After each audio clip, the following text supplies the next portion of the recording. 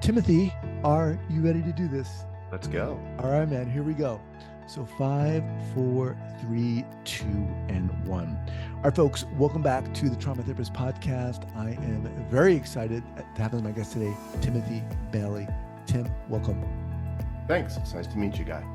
So Tim Bailey is an artist and band leader in Richmond, Virginia. He's a survivor of severe and prolonged childhood abuse resulting in lifelong post-traumatic mental illness. His acclaimed debut album, Timothy Bailey and the Humans, traces his narrative from despair and isolation to hope and connection. He's passionate about contributing to public understanding of early trauma's effects, as well as advocating for art as an indispensable tool for healing. Now, on your About page, I want to just share this if I can. You say, more than once, I found myself wandering around the streets of Washington, D.C. with my shirt buttoned wrong, unsure of who I was or where I was. Each time I found a piece of paper in my pocket with a phone number on it that I didn't recognize and called it. The number was for my therapist, and she would tell me how to get home. The search for a path out of trauma led to the founding of your band, Timothy Bailey and the Humans. Tim, welcome. Thanks. Thanks very much. So before we get started here, share with our listeners where you're from originally and where you are currently. Yeah, I grew up in the Hampton Roads region of Virginia, near the coast, and moved to Richmond, the state's capital, in the early 90s because the band that I was playing in at the time was here. And I've more or less been here ever since. I had a brief foray in the Washington, D.C. area where I went to graduate school for a spell. Okay. So, well, let's get into this. How the hell did all this start? Yeah, well, I mean, I think that there's no way around the reality that it began grimly. I was abused by my parents, beginning very early. So was my sister. We both left childhood with serious psychiatric conditions characterized by profound dissociation. And I mean, that is the beginning. That is also the hurdle that I have been attempting to overcome ever since. It has been a long and arduous process. I am now 50 years old and have just released my debut album, where many of my contemporaries, people I collaborated with in my early 20s, were doing this kind of thing before they were 30. And my path has been different. I've mostly just been attempting to heal through therapy and other modes, hospitalizations and the like. So I've had a difficult path, and over the last several years have found enough stability to be able to get the work of my heart done. Congratulations on the album. Thanks by very the way. much. Thanks. So, what ages are we talking about here when this Sure. started? Yeah. I mean, I was having some complex PTSD experiences before I was 10, but they were, ignored. I grew up in a medical family. My father was a physician. And eventually the problems during late high school became profound enough that ignoring them was no longer tenable. I got, sort of cursory treatment around the advent of Prozac. Before going to college, I had my first complete breakdown. I was 17 and in music school outside of New York City. So that's sort of where the intermittent pattern of extreme instability got going, and music was always connected to that. It was always a way out, and always played a role. So really, my problems were serious by 17, but people kind of fake it till they make it, or they rely on their stronger parts of themselves. And I was able to more or less make my way through life. It was a little rickety, but I was managing until I was around, I guess, 30. And I was actually in a PhD program for counseling psychology outside of DC, when I collapsed in a way that I was never able to really come back to a stable life until recently. Let's get to that. But before we do, what was happening for you at 17 around that time? How was this manifesting outwardly? Yeah, it's a lot of classic dissociative stuff, feeling like I was watching my life on a movie, frequently feeling like I was outside of myself, looking at parts of my body that were out of scale, Mm, losing a little bit of time here and there, and a sort of that kind of eerie and profound sense of the self leaving itself. mhm. So And did you know what was going on? Like absolutely this? not. Okay. No. So there was no correlation, like, oh my God, I had experienced all this abuse. This is my Absolutely not. I would have characterized my family as having been happy. And if you as a clinician had scratched the surface, you would have not heard happiness. You would have heard terrible stories that were being mischaracterized as normal or as games. But I did not know in myself what I had experienced. I didn't know how to characterize it properly. were your friends aware of what was going on? Did you share with anybody? Did you Um, yes and no. I think water seeks its own level. And I think that not all, but many of my friends at the time were in maybe not as severely abusive home lives, but that we were a group of misfits who didn't have a lot of love. at what point, or was there a point when you wanted to seek some kind of help? Yeah, I came up to Richmond. I was just shy of 20. I was playing in bands. That was going well. And I quit college to do a job that I enjoyed. And I had a very caring boss at the time, and it became clear to him that something was wrong. And he knew a therapist who was very skilled and was very, very helpful to me. My defenses in my 20s were just profoundly strong. I wasn't really ready to dig in and do the work, Mm-hmm. but he certainly paved the path for later work. So I began getting help in my early 20s, and then classically, I thought I had it licked after a couple of years. Mm-hmm. Uh, And did you seek help for what? I was calling it depression at that time. I was calling it clinical depression, but looking back and in journals and stuff, it's clear that it was, boilerplate complex post-trauma. Mm-hmm. Again, the dissociative experiences that I had mentioned before, as well as just affect that seemed to come from somebody else Mm-hmm. suddenly, Mm-hmm. body movements that I couldn't account for. Mm. The kind of the whole panoply of serious post-traumatic stress symptoms. Were did the therapists you saw at that time, did they recognize that this was trauma related? This is the middle 90s, Yeah. and I think so. My guess, he's deceased, unfortunately, a lovely man.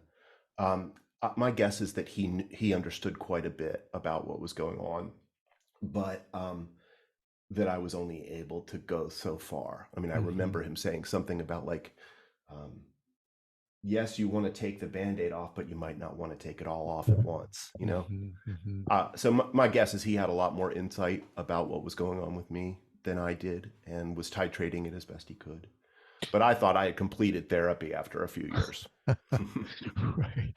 So share with us how music came into the scene here for you. Yeah.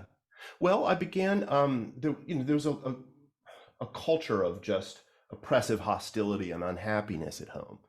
And I'm not sure how I initially got interested in the guitar, but I did. And it was throughout high school, uh, an utter obsession. I mean, I was someone who practiced during the summers, 8, 10 hours a day. Wow. And it's funny looking back on it, I'm not as good of a player as I should be for the amount of time I put in. I think there was a powerful distracting component to that. Just like here's the obsession that keeps me from feeling anything. Mm-hmm. But I enjoyed it. And I initially went to music school. That was frankly disastrous, but I didn't give up on music. I just shifted my focus from jazz to more singer-songwriter type of stuff, rock music, If, and if I played in. may, if I may, Yeah, disastrous. How was music school disastrous? I had my first just genuine breakdown and had to be medically withdrawn from school. Hmm. Yeah, it was one of those moments of such extreme abstraction from self that I barely knew who or where I was. That's when that began. The Hmm. the the strongest presentation of it began when I was Hmm. 17 at music school, Hmm. and so I had to be withdrawn. And you were withdrawn to where? Home, Okay. not a great place to have Wow. been. And I was in kind of a catatonic torpor, more or less, on and off for 6 months. But as soon as I could, I got out and moved to Richmond for this band that I had been a part of. And for the band, talk to us about reintegrating into your music. What was that like for you? It had nothing in common with my sort of stultifying suburban upper middle class background, which had been kind of Reagan Republican, culturally middle of the road. I cared about art. I cared Hmm. about creative life. And that wasn't a part of my family. So I think being in a rock band, it wasn't exactly punk rock, like out screaming in the streets or something, but it was different enough that it was a domain where I felt that I could find some modicum of safety and fellow feeling with other people who cared about creative work. Hmm. And what were you doing in that band? Were you playing the guitar and Yeah, singing? I was playing guitar and singing. Yeah. Okay. So how do things unfold? You get into this band, you've just experienced, or at some point previously, you've just experienced this intense breakdown. Yeah, I had my MO, I don't think it's unusual, was after the intense breakdown and purported recovery was to deny that I'd had the experience at all. Not externally. I would admit the facts of it, but I wouldn't admit the substance of it to you or to myself. So as far as I was concerned, I was just going along as any other 20-year-old playing in a band, which at that time entailed driving around in a van with unwashed other young men playing at horrible bars until the middle of the night. Um, it was dues paying, a Hmm. lot of heavy dues paying. It was an interesting time. That was right after Nirvana, and at that time there were still record companies in a way that there no longer are that really did throw sums of money at young and promising bands to make a record. And we had our brushes with that. My main collaborator in the band later went on to be a very successful musician in Hmm. his own right. Hmm. So it was formative and wonderful. But after a few years, I was burned out, and I just frankly wasn't doing well mentally. I needed some other path. And what was that path? I was convinced that I needed a more professional path. I grew up in an education system and in a social milieu where there were high expectations. And so I thought I was supposed to be a professional. And that's when I kind of put myself on the path towards going to graduate school to become a therapist. And Bad idea. You know, there should be a club. There you're should be leaving a me club. cliffhangers Yeah, today. I'm sorry. There should be a club for those of us who go to all the trouble of applying to and getting into competitive PhD programs only to find out that what we really need is more help. Hmm. And that I could not be any more that person. So I wound up at the University of Maryland. Actually, it's interesting. Christine Courtois was in the first graduating class in the counseling psychology PhD program that I wound up in. Oh wow. I picked a really good place to completely come undone because when that happened, which was a few months into the first semester, it was the kind of thing that I couldn't fake my way out of. I'd Hmm. sort of, before being in a band or going to public school, it wasn't that challenging. A smart person can kind of fake thread the needle. But Hmm. when you're in a PhD program like that, and you've got research responsibilities, you're beginning to do practica, um, there's coursework. man, if you're not on it, it's going to show. And it was too much adult life for Yeah. me at that time, and the collapse was dramatic, public. I lost the ability to move or speak in the graduate student lounge. And the little clip that you read from my bio on the website addresses this time of life. I lived in DC. I managed to remain homed, but that was always a question. Um, my therapist at that time was actually sharing office space with Dr. Courtois. Mm. And I was lucky to find um, her. And uh, I was in several times a week therapy, sometimes with phone calls in between. I benefited greatly from the Psychiatric Institute of Washington's trauma program, both the day program and the inpatient program, on and off for a couple of years. Really, just it was life saving.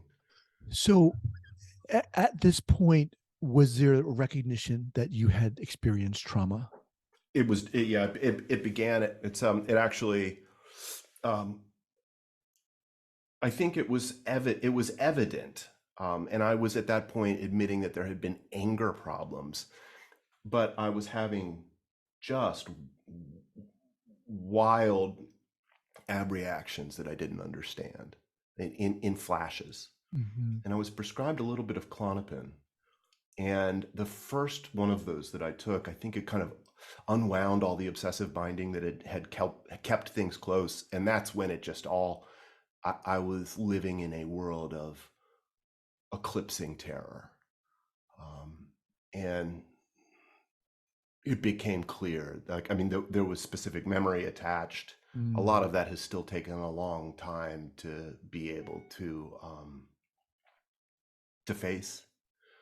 I don't know that I'll ever have a complete autobiographical narrative of all the things that happened, but I'm 20 years into this, and it's not like it's all processed, but it was a flood all at once. Um, Can I just say, first of all, I really appreciate you coming on here and sharing this. And damn, dude, your journey is so intense, yeah, and your ability, and I realize we're scratching the surface here of everything, but your ability to to manage however you did yeah, is what's the word? I mean, I I can't imagine going through what you've gone through and being able to do this. And I just want to acknowledge the fact that you're incredible to have done this. I mean, thank you. Jesus. Yeah. Thanks, Guy. I mean, look, I mean, it's part of why I've been reaching out to people with platforms to discuss trauma. Um, it's kind of weird being an artist trying to get an album out. Like that's a hard thing these days, especially when you're a 50-year-old man. Like there's kind of a resounding silence when you put it out there and suddenly it's on Spotify, along with 80 million other songs. And then there's this other piece of me that is really eager to talk about trauma survivorship and finding outlets that have any interest in the overlapping Mm-hmm. Venn diagram there Mm-hmm. is difficult. So I'm very grateful to be here, and to tell this story.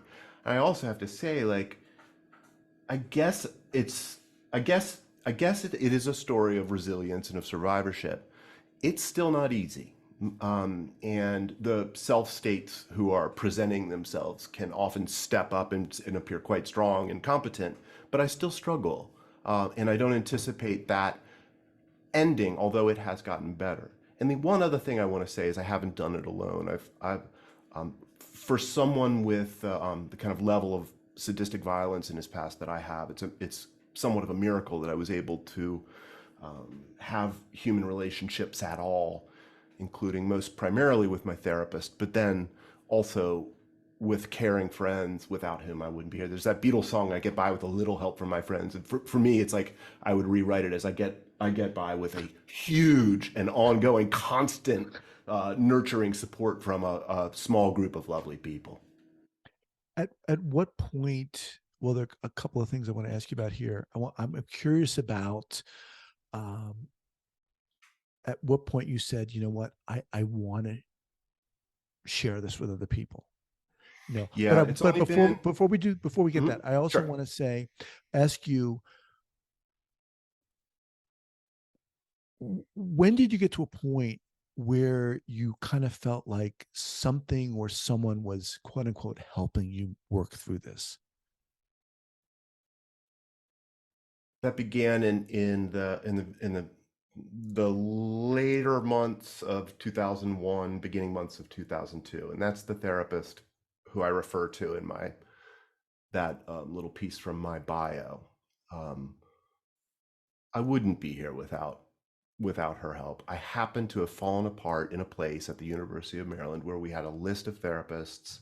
Someone knew to call this particular therapist who had experience dealing with the toughest cases. So I've had help the whole time, but as you know, accepting that help can take years. Mm-hmm.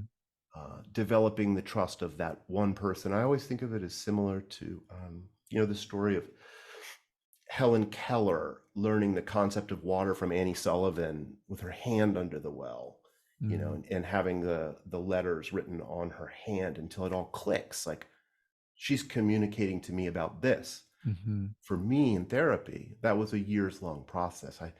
I was a people pleaser and would go to therapy because to be a good boy, Mm-hmm. but it took quite a while for me to trust that the enterprise existed to help me, Mm-hmm. and to develop that trust. So the very beginning of 2002, developing that trust took a couple of years, and then it's been ongoing since then.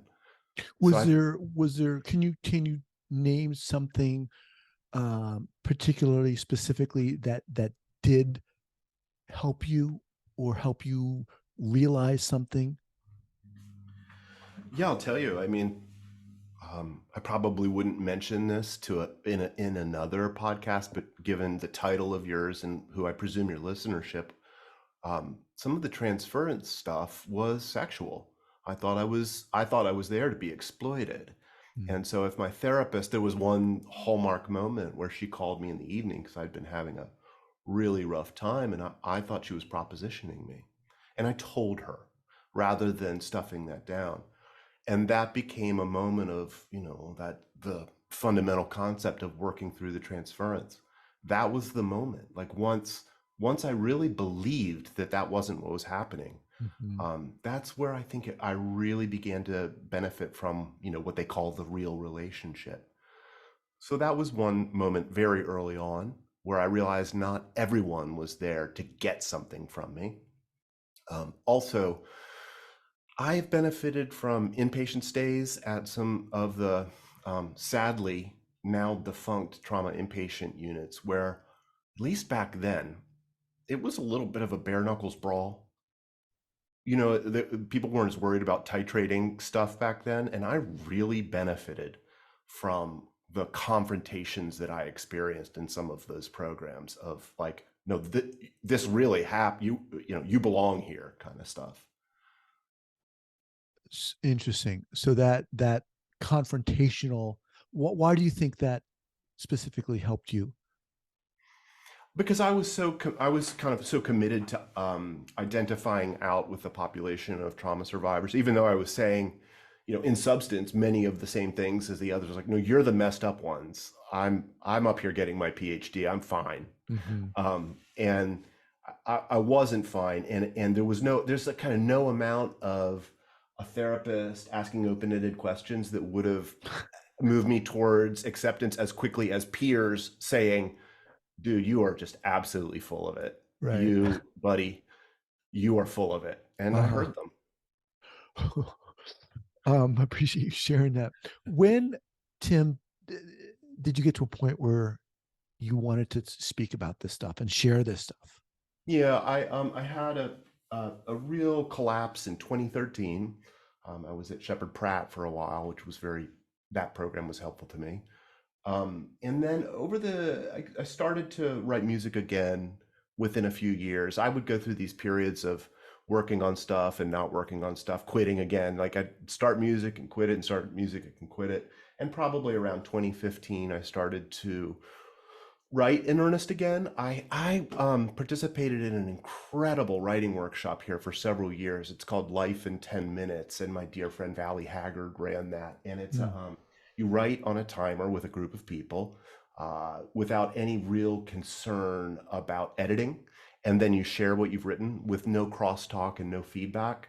Mm. And that's where I really began to tell the story about everything that I've been through. And I've been shy to do that because, a lot of times if you tell these stories, a lot of people, even good people, don't believe you. And B, they think you should get over it. And so in Valley's writing workshop in 2015 to fairly recently, it was just an amazing experience of disclosing the truth of my life and having other people respond with care.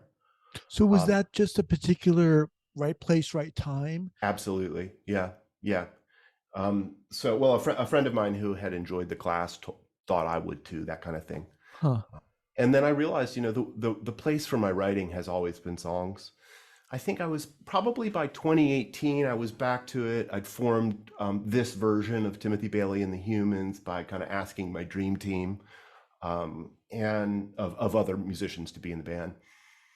And over 2018, 2019, and then during the pandemic, it just became clear to me that in terms of subject matter, the ins and outs of coping with overwhelming despair is what I had to offer. Mm. So the work itself hovers around really difficult material. It ain't party music. My view, though, is that nobody sings a sad song. No one sings the blues to make the listeners feel worse. The point is that everyone feels a little bit less alone. So I'm fundamentally interested in a concept that I've come to call the credible message of hope, which sort of says that to someone who's truly down, like really, really below rock bottom, expressions of hope can feel oppressive. It's sort of like, I can't move, I can't talk, I don't know my own name. How do you expect me to believe this Pollyanna-ish nonsense that I can have a nice life? And to me, the credible message of hope is the one where the world says no, no, no, no, no, no, no, until it finally says maybe. And maybe is a difficult proposition to argue against. And that was a breakthrough in my therapy. It was like, I was like, I'm not going to make it. Well, maybe you will. It's hard to argue against. And so that's what I view as the fundamental spirit of the music that I'm making and of the album that we've just released is, look, yes, it's this bad. Maybe there's a way through. So the album is dark. It begins in kind of a murky place. It goes quite dark and ends with I hope, a beautiful maybe. A beautiful maybe. I love that. I think that's going to be the title for this Okay, episode. great. I think that's Yeah. awesome. Yeah. One of the things I admire about you is how you're you seem to keep moving. You're moving along. You're doing your music. You are putting your soul into your music. Is there any concern? Is there any thought like, okay, I am 50. I'm making music. How can I be making music about this real dark shit? Mm-hmm.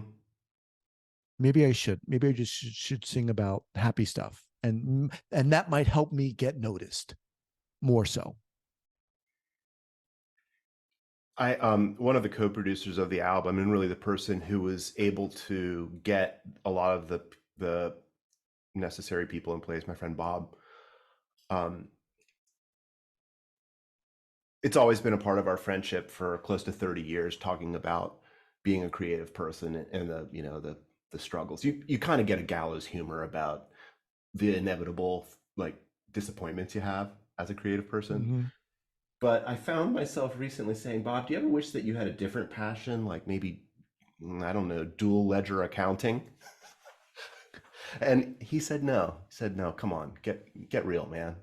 So no, boy, for me to sing happy songs, like I actually have, this is maybe a bigger topic, but I have a really strong view that a lot of the times what passes for art in trauma survivorship is actually propaganda, and it's toxic positivity a lot of the time.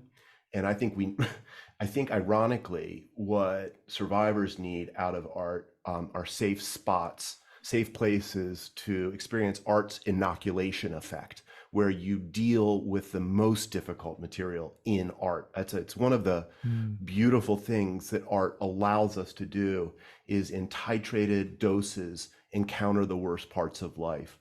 And for me, that's The Road by Cormac McCarthy, or The Bluest Eye by Toni Morrison has been really important to me.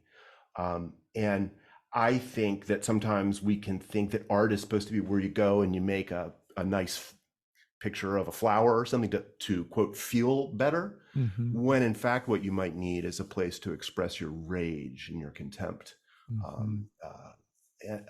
Sometimes I worry that culturally, and then specifically even within trauma survivorship, we can try to put too nice a face on our creative work. And when we do that, we deny ourselves an important place to work through some of the most difficult issues. Wow. I feel very strongly about it. Look, I would love to have you back at a later Yeah, time. I think there's a lot more to talk about. Again, congratulations on the album. What's the title of the album called? The album is self-titled. It is called Timothy Bailey and the Humans. Okay. You can find it at Bandcamp, but it's also on Apple Music and Spotify and all those places. Okay. And we'll also have a link on the show notes to your website. And obviously people can get it through there. Yeah. Okay. What is the best way for people to contact you, Tim? Thanks for asking. The email is hello@timothybaileyandthehumans.com. Bailey has an E, so Bailey.